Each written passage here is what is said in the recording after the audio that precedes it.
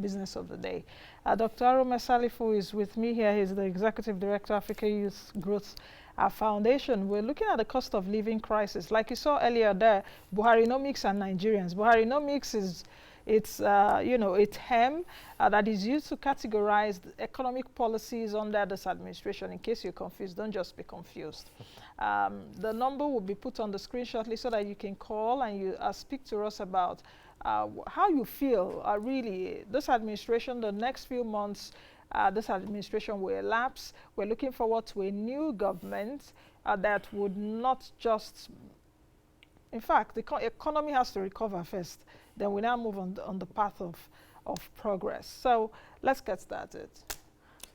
Dr. Salifu, welcome. Thank you so much. Happy birthday. Thank you. I'm particularly happy that I'm here on this very auspicious birthday celebration. So maybe after now we can have a... Thank you. Yeah. Thank you very much.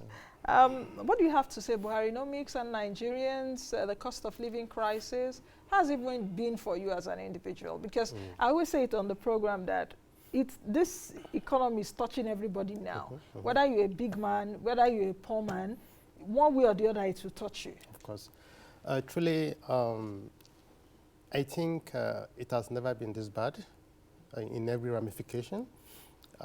If you have people you're working with in your office, even cleaners, the security men, the other staff that are working with you. Let's even assume that you are so big not to be affected, but you feel the pulse, you feel the reactions, you know, and of course the kind of feedback on how, you know, people get so depressed, you know, so hopeless on a daily basis by contending with their cost of living, you know, cost of transportation, the cost of feeding at home, the cost of even maintaining your normal, you know, standard of living, the cost of even your own safety, the cost of maintaining, you know, your own source of power supply, the cost of even, you know, moving from one place to another, either by road or by air,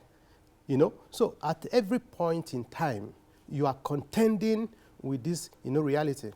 And I think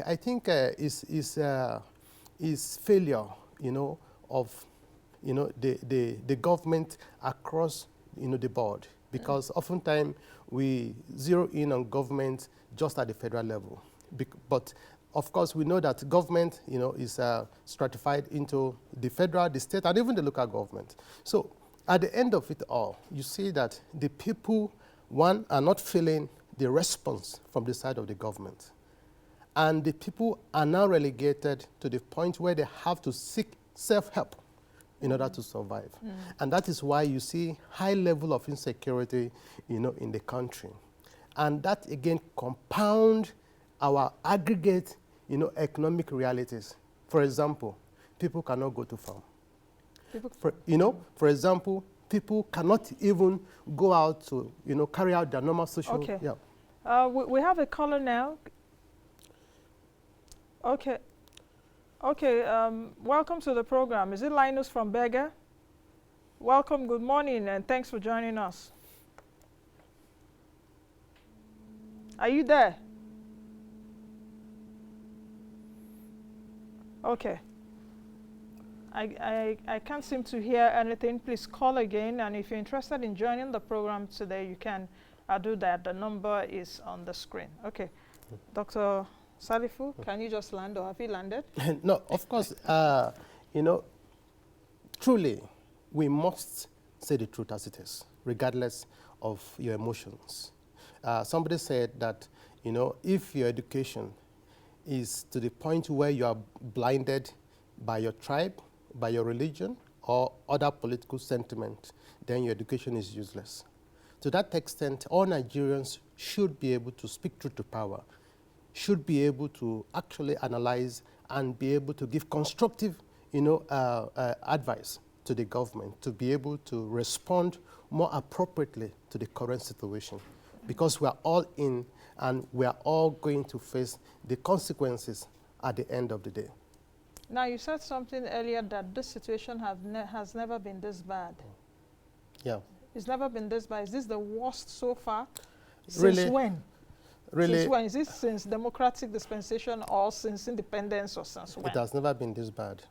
I will give you some specific indicators. For example, our exchange rate, we are talking of Naira going to as high as 700 to $1. It has never been this bad.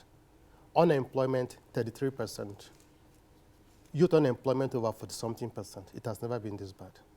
Okay? Now, if you also look at the current, inflation rate, we are talking about 18.6%. I mean, that is already like an emergency. So we have to look at the fact that somehow we recruit leaders, but somehow again, leaders fail somewhere along the line. I think... Is it that leaders fail or we don't recruit the right leaders? Because it's one thing to recruit the right leaders that understand what the issues are, and it's one thing that you just recruit anybody there who necessarily is not a leader, because a leader is someone that shows the way. Very good. And say that the people failed, that the leaders failed. So is it that we recruited leaders that failed, or we didn't? The people there are not even leaders. Very good. Now, this is it. People are talking about 2023. And we expect that at this critical point in time, perhaps people will look more deeper beyond the sentiments of, the other views like, where the person is coming from and so on, to look at who can deliver the result, who can actually deliver dividends of democracy, who can actually lift people out of poverty, who has the better idea among the options, who can understand the pains and the feelings and expectations of the people, who really understand the fact that Nigeria within the global system needs to actually recalibrate its economic system to be able to fit in properly and compete with the rest of the world. Okay. All of this put together are very critical for Nigerians to analyze before making a decision on who to vote in the next election. We'll come back to that. Hilary is joining us from Abuja. Hello, Hilary. Good morning, Nancy. Hello, Hilary. Can you hear me? Yes, I can hear you. Good morning. What's your comment? Hello? Yes, I can hear you, Hilary. Go ahead, please. Yeah, I like the subject of discussion today. And I mean, for every Nigerian, the economic status is in a state of disarray. If you ask me, essentially, you have to look at it. The way our government managers are running the economy gives one the impression that there's a huge disconnect in terms of the application of the economic policy and the outcome essential. Look at it. You will understand that the average Nigeria is, level of economic misery is on the high side. Unemployment is reached. Inflation is breaking the ceiling. Purchasing power keeps declining. The exchange rate metrics, it keeps deteriorating, and there's no solution in sight. If most Nigerians are even borrowing to stay alive, it has never been this bad, it's a fact, honestly. And I don't think this can be turned around within the confines of the number of months left in the life of this regime. Thank you very much. Thank you, Hilary. Okay, so Hilary is of the view that this problem or these challenges can be solved by this administration. Do you think so? Yes, I think there's too much, for them to chew and to process within the lifespan of this government, and there's just too little time for them to actually handle, all the damages and all the retrogressions that has taken place, within this period. Again, and the cost of the retrogression. Yes, of course they are, and I mean, because again, I'm just. So can they actually fix what they've created? I don't think so, not within this timeline. And again, you look at the fact that the current government don't really,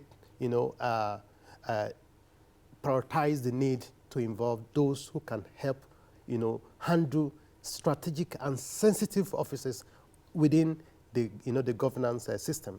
For example, there are some offices that determine the output of any government, and if you look at the past government, some of the past presidents even had to go and get some experts to come and be part of the government because they want to make sure they get the result, the desired result at the end of the day. We don't see any classic and any, outstanding personality that can actually help provide, constructive and, proficient management of the kind of challenges we have currently under this government, where we cannot see a particular name altogether.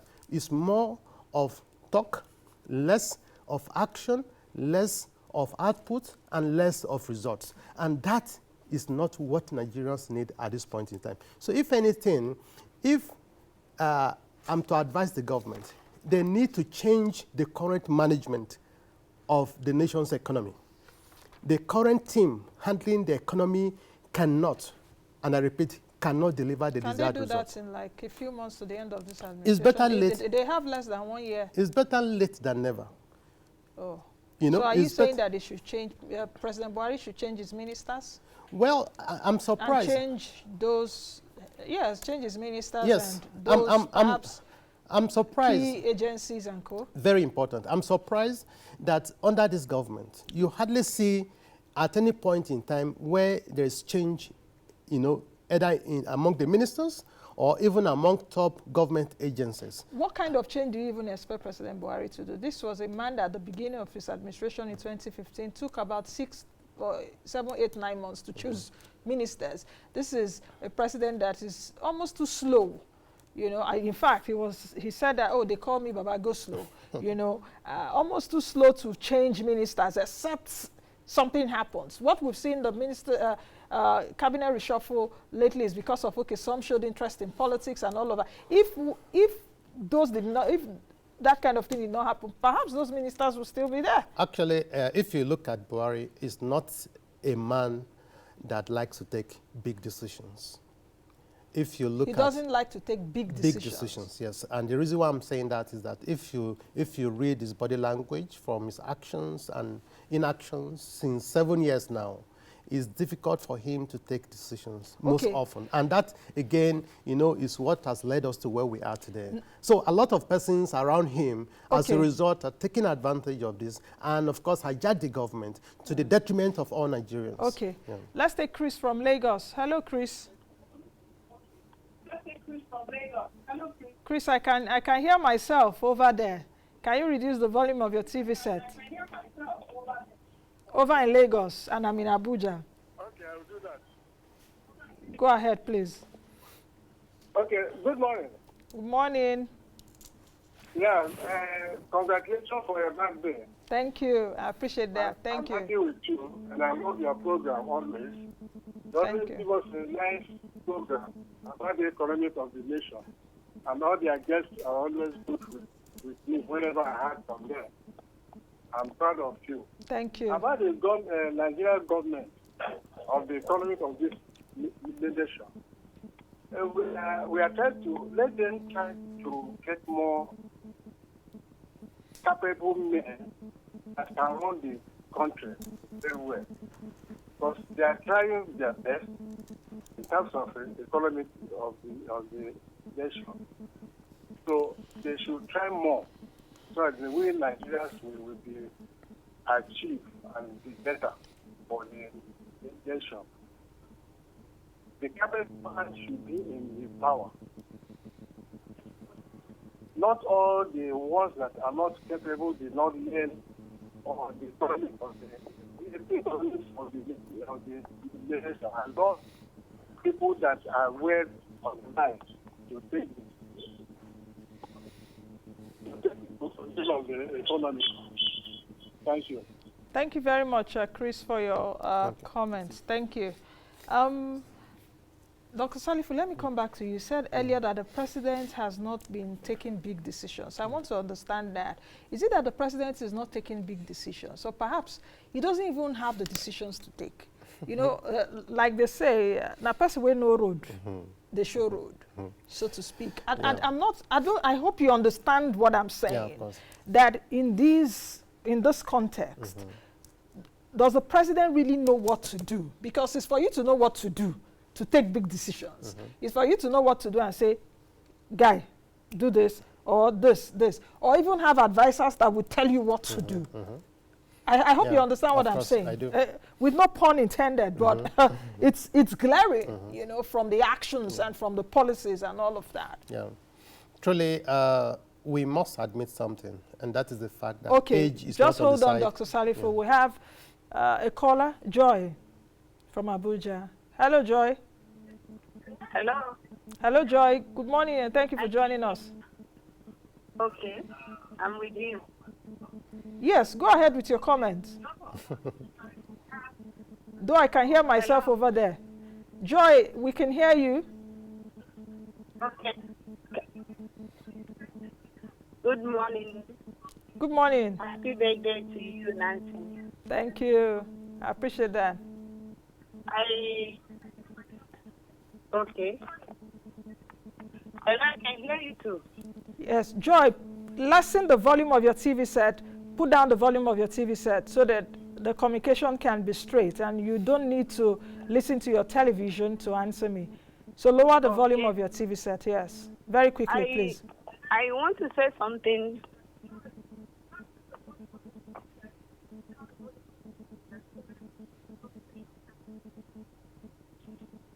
I've done that. Hello, can you hear me now? Yes, I can. Go ahead. Okay. On the state of the country right now, my take here is that those who are waiting to see what the APC government will do in the few months they have, I don't think they actually know what they are expecting. APC as a government, the sitting government right now, has never offered Nigerians anything. And I don't think they have anything to offer us. They don't have anything as long as this very present government, the government of Muhammadu Buhari, has nothing to offer us. So we don't expect anything from them anymore. The only thing Nigerian youth want from them is for them to just leave the seat for us, so that hopefully the next government that will come in will do something for us. But for them, they have nothing to offer us. Okay.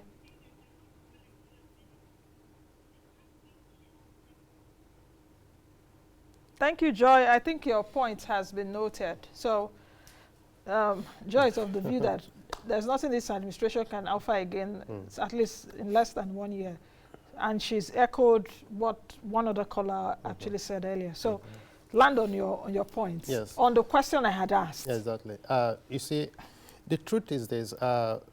President Buhari is not someone with age on his side. He's an old man. And President Biden is an old man yes, of the U.S. President Trump, of course, 70s. Yes, but, you know, we are talking of different personalities. If you look at other countries too, you see presidents in their 70s. Of course, of course. Or even in Africa, you have like that demography of some sit-down presidents that don't want to go. Now, the truth is, we have to also admit, even among these presidents you have mentioned, that that disadvantage or that limitation by age, you know, is also, you know, something that they had to do or had to deal with at, you know, at a certain point, you know, in the course of their leadership. Because age comes with certain limitations. But age also comes with experience. Of course. And I think that was why Nigerians also voted him in 2015 and again voted him in 2019, because he campaigned on 3 pillars, corruption, economy and security, and that, oh, he campaigned with it. I'm a general. I'm going to, you know, wipe all this Boko Haram and co out. I know what to do. The economy, the same administration, a lot of people in this administration campaigned against the PDP government, or subsidy, you know, all of that. Yeah, yes. Yeah. Now, the thing is this, I'm talking about age because of the fact that even if you don't have age on your side, one thing that should be going for you should be that you're able to recruit the right advisors, the right team, technocrats, and so on, to help support that limitation that you already have. But unfortunately, in this, you know, case, we have, you know, a president that is quite old in age, And of course, you have to also, admit the fact that even health-wise, he has a lot to contend with before now. But the president now, also has advisors around him. The no, likes that's of the point. Professor Doyin Salami and co around him. Chukwuma Soludo was there before he became governor of Anambra State and all of that. So are you also saying that the president is lacking in advice, those giving him advice? The truth is, you see, there's what we call power hijack. You can have all these persons and yet they're as good as, of no effect. Okay, let's take Joshua from Lagos. Hello, Joshua. Yeah, God bless you.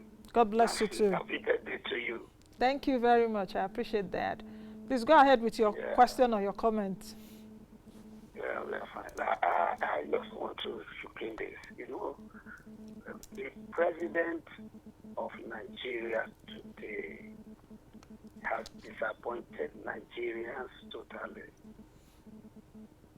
And the party has said it has disappointed Nigeria.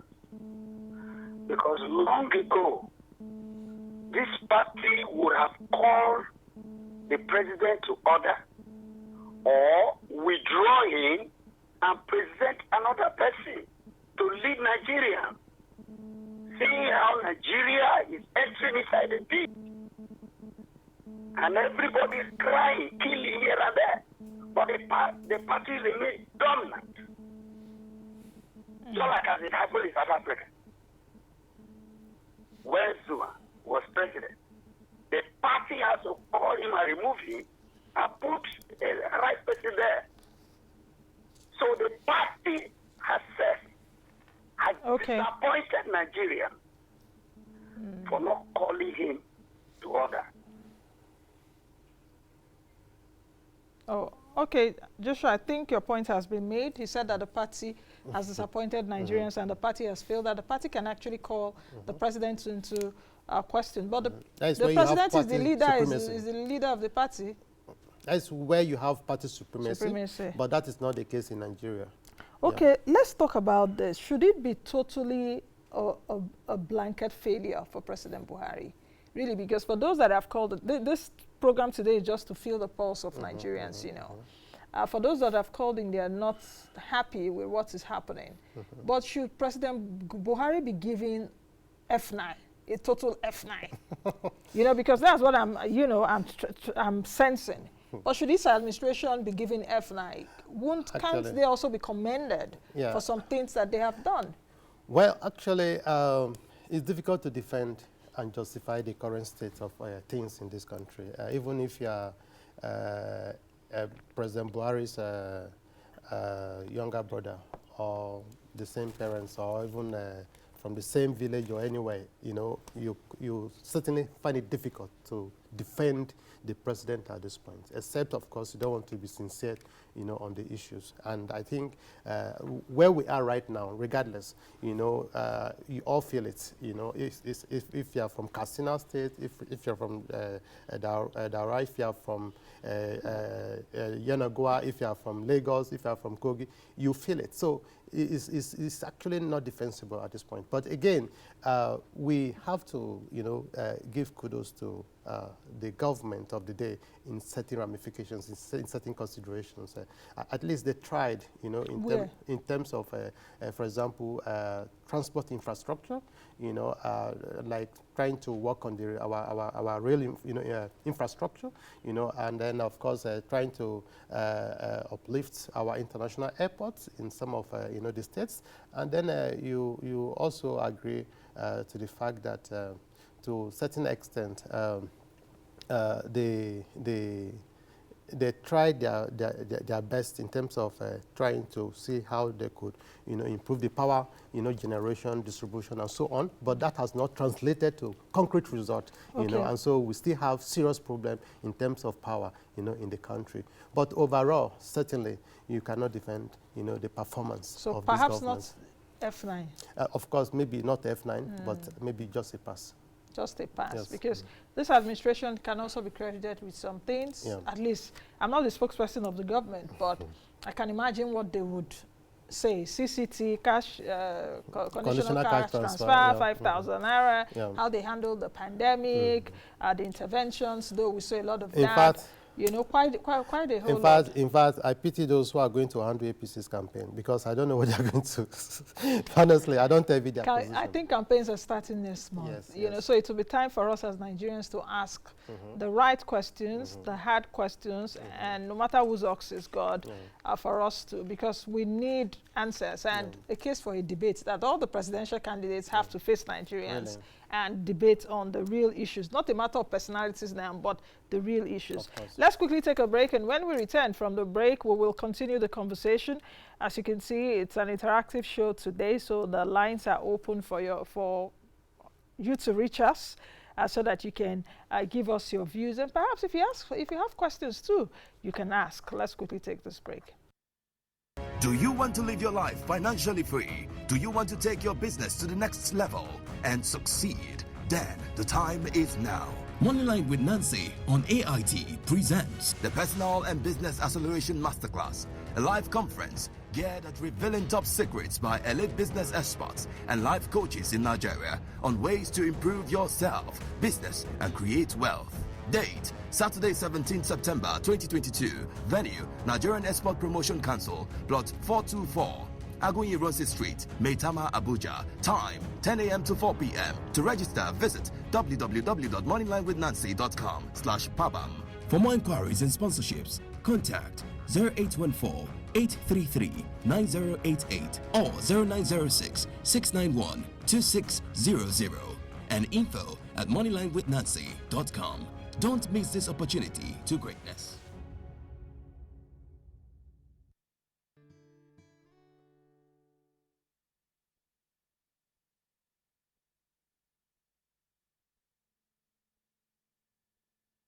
Welcome back. Dr. Arome Salifu, the Executive Director of Africa Youth Growth Foundation, is still with me here in the studios, and you're also with us there, right? Wherever you are, whether you're watching online or you're watching us via your, TV there. Thank you for joining us again. Okay, Dr. Salifu, we're talking about not giving this administration, F9. You said a pass. At least they will be credited with doing some things. At least, okay, let's take a look. The budget has been timely, January to December. Is how we spend the budget is another issue. The timeliness, I can pick a few things that this administration has done. But with what you said, there's like the bad and the ugly has overshadowed the good, so to speak. Okay, so for some of our callers, they've said the next few months they don't see anything changing. You also you hold that too? Yeah, of course. I think it's like I said earlier, it's a little too late, but again, it's better late than never. Why am I saying that? Because the government does not end with this government. Even if another party comes in, it's still going to be, this, government structure and government strategy that should be sustained, from one government to another, because there are some fundamentals that are consistent regardless of the party in power. Okay, for example, that you have to deal with our exchange rate, challenges, is something that will always remain with us. Okay. That you have to deal with unemployment, these are issues that will remain with us. That you have to deal with issues of, high cost of living, they are issues that will always remain with us, regardless of, the government that is going to be in power come next election. So it's critical that, the government of President Buhari, adjusts itself as quickly as possible, so as at least to redeem its image and to, Let's take Okon from Benin very quickly. Hello, Okon. Welcome to the program. Is Okon still there? Okay. Seems Okon is in there now. All right. So you can land on your point. Yes, at least to redeem its image. Because, you see, a lot was expected of this man before he came, into power. A lot. In fact, I just imagine if Buhari, was never allowed to be president, a lot of persons, would have written books of the best president I've never had. You know, you know, today a lot of persons are actually, you know, hiding because of the shame, you know, and of course the regret, you know, as directly as a result of the bad performance of the, you know, of the government. So I think, you know, the government should redeem its image, and of course the only way to do that is by going back to the drawing board as fast and as quickly as possible to recalibrate and change strategy in terms of response to these emergencies, both in terms of the security, both in terms of the financial, monetary, and fiscal policies, and of course, looking at some other fundamentals, like, you know, the fact that oil theft has become the major challenge that we have right now in this country, that we cannot even meet our production quota, and that we cannot even, you know, in any way support our own foreign exchange because we are not in any way yielding enough foreign reserve to support the foreign exchange market. And that again is a fundamental challenge, that we have some cartel right now that are going away with our oil on daily basis. In fact, there are some you know, quarters that are already concluding that the cartel are actually getting more than what is coming to the government. To the nation. On daily basis, and that is not acceptable. Okay. So you now want to ask yourself, so what is happening? Where our security, you know, structures to man our, you know, our sea, our high sea and all of that? Okay, we'll come back to that. I hope you can still hear. I think it's falling off your back, so you can just take it and put in your ear. Andy is calling us from Port Harcourt. Hello, Andy. How is Port Harcourt today? Can you hear me? Hello, Andy. Can you hear me? I can hear you. I can hear you very well. I can hear you. Okay. Go ahead, please. All right. I just want to make my statement very brief. I've been listening to you, and I want to take it from the last line of your guest when you were talking that I will not give the administration total failure. I will tell you for real that looking at the insecurity problem, where schools are closing down in Zamfara, some part of Abuja, and their farmers cannot even go to farm anymore. The rate of inflation is unprecedented. You can't even speak about it. And you are telling me, I can tell you for real, this government has totally failed. It's F9, complete and total F9. That is the truth. You can't speak about it. Okay, thank you, Andy, for your comments. Thank you. Andy said that this government has totally failed, complete F9. So you're a bit, you know, you're a bit generous with your score, that the government has totally failed. I don't know, but it's almost the end of this administration. It would be good that this administration will take a poll of itself to actually get from Nigerians, you know, how Nigerians feel as this administration is living. But I guess they are inundated with politics. Okay, yeah, because it's the political season now. Do you think, okay, that brings me to the question, what do you think will shape 2023 elections? In the United States, you see that it's the economy that really shapes the 2020, their elections, so to speak. James Carville did say at the time, is the economy stupid? Is the economy stupid? In Nigeria, I don't know. What really shapes the... Two things. Okay. Security and the economy. That's what will shape 2023 elections? Of course, because right now, every Nigerian is actually living in fear, you know, from your house to your street to, you know, the road to your office or to your business place, and no single guarantee anymore, you know, because the sense of security that you're supposed to have as a citizen should be something that something that should come from the kind of security, you know, you see around you, and the kind of protection provided for you, and the kind of response, carried out by the government over any security threat. Now, you see that our checkpoints are actually being attacked by, Boko Haram and bandits at will without any decisive response, okay? Prisons are being attacked and prisoners are being freed without any response, by the government. And of course, you see that even the presidential security system, you know, being attacked and with some persons being killed, some officers being killed in the process, and yet no response to this. Now, all of this put together gives that sense of hopelessness to the citizens on their own safety and security on daily basis. Let's take Pascal from Owerri. Pascal, good morning and thank you for joining us. It seems people are really joining us across the country. Thank you all for watching. You're most appreciated. Pascal from Owerri, what's your view? What do you think will shape 2023 elections? Prof has said, Doctor has said insecurity and economy. Pascal, what do you think?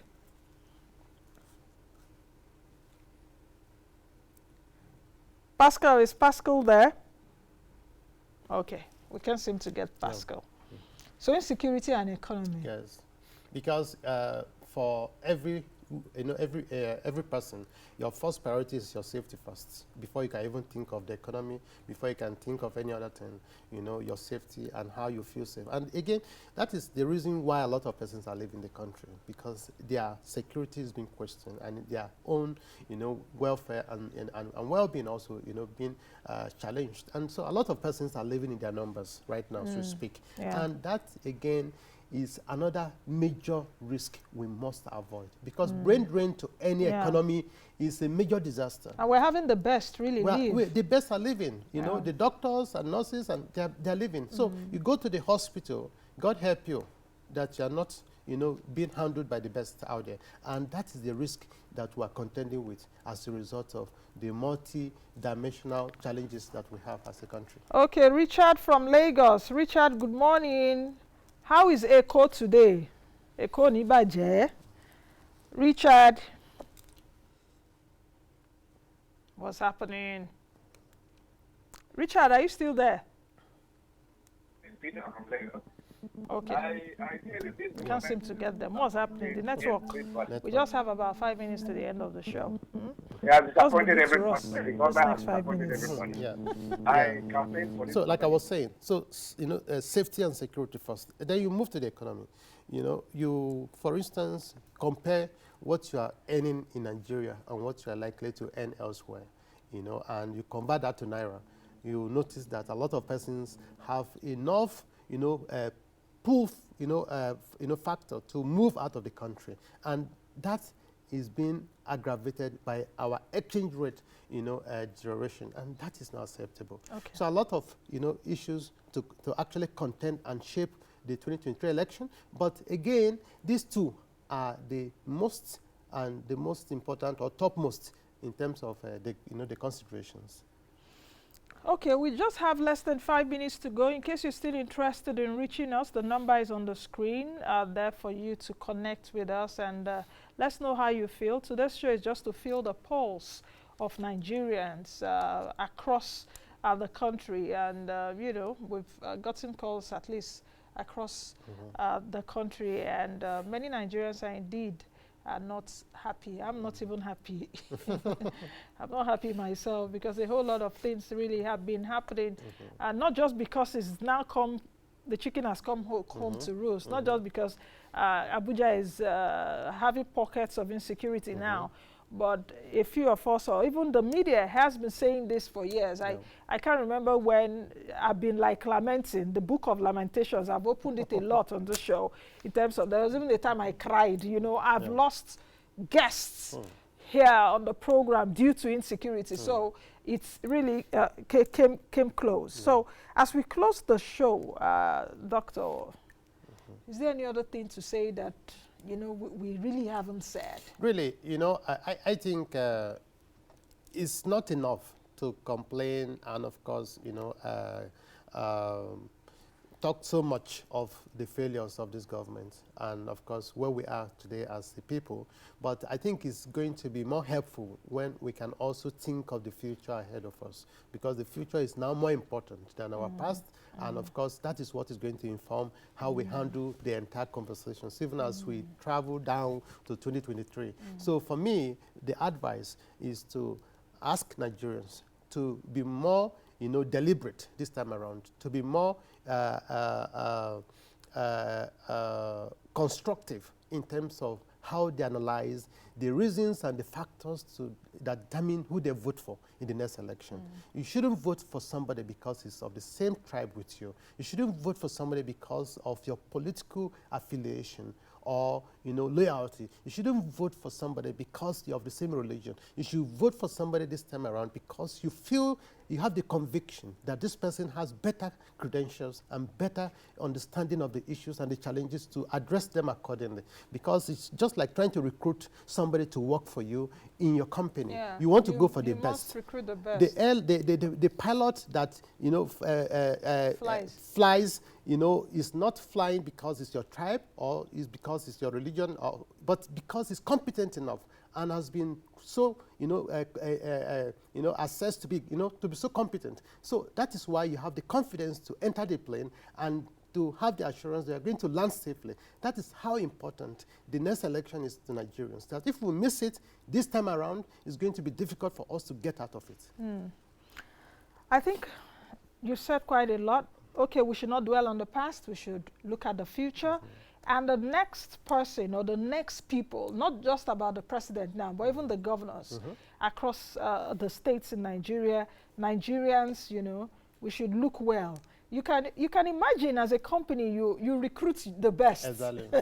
You want to fly a plane, you recruit the best. Then a country, it should also be handled like that. You take a look at private companies in Nigeria, they try as much as possible to recruit the best. So why is it the entity called Nigeria? We don't seem to recruit the best of us. Yeah, and again, I actually have to say this because you see, it's a vicious cycle.